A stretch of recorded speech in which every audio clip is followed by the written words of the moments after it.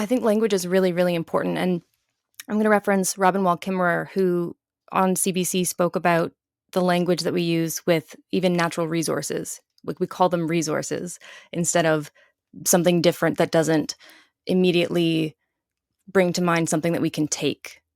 And there's crown land. So there's all of this terminology that is very Western, we'll call it.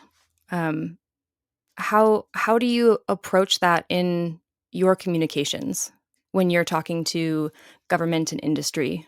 And I think you kind of nailed it before when you said it's all about communications. So we've been building our relationships for the last few years with industry and government to try and reach a place of better understanding of each other, because we know that there's a pretty big gap when it comes to like the Indigenous way of seeing things and the Western way of seeing things, or the scientific even way of seeing things.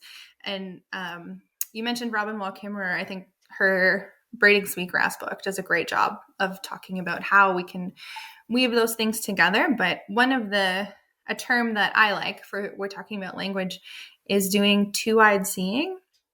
So that's something that I promote in my discussions between all of these parties. But to elaborate on that, that's a term, it was coined by a Mi'kmaq elder. I believe Albert Marshall was his name.